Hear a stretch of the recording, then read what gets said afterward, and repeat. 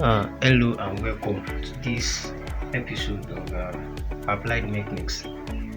First of all, let me say Happy New Year, season greeting. So we are going to be looking at moments using diverse methods. So we are calculating moment, but we all know that the formula to calculate moments is distance multiplied by force. But you can calculate moments in diverse method.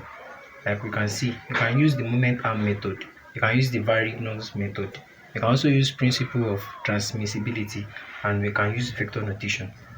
So we have to calculate the magnitude of this moment, the moment at this base O.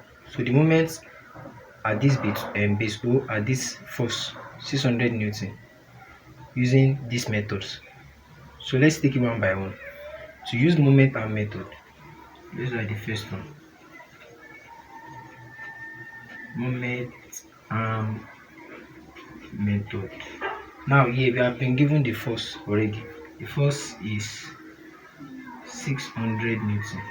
But we know that moment is distance multiplied by force. So we still need the distance.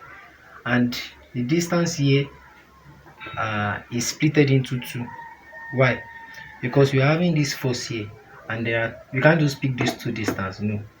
Since there's an angle here, there's an angle of 40 degree here.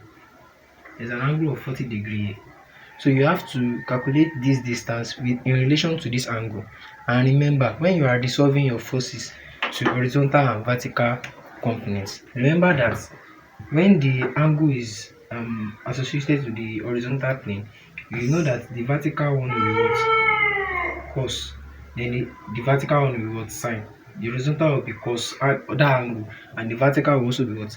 Sine that angle. So you are picking the distance and the perpendicular angle as a first part of the distance. Then the second one, you are picking the second distance at the perpendicular of the second angle. Do you get? So by that, what am I saying is that D will be equals to, this is 4 meter. What component is parallel to this 4 meter? It is cos 40. So you have 4 cos 40 plus, let's take the second one. This is 2 meter, and the component parallel to this 2 meter is what? Sine 40. So 4 cos 40 and 2 sine 40. So let's calculate that. On our calculator, you will have your answer as 4.35 meter. 4.35 meter. So we've gotten our distance. We can now multiply it with our force to get the moment using the moment arm method. That's what they call moment arm method. So what do we do here? We have gotten our D and our F like that, so we can calculate. M will be equals to, our D is what? 4.35 multiplied by our force is what? 600 Newton. So our moment in that case, if you press your calculator, your answer should give you 2609 to be precise. 4.35 multiplied by 600 is 2610. So all your answers that are going to be getting must be around this range. It must be either, if it's going to be more than this, it must not be too far from this value, because we are using this different method to get the same answer. So our answer must be either equals to this or maybe just a few moment away. So that's for that. Then the second one is Varignon's method. Let's go to the second one. Varignon's method.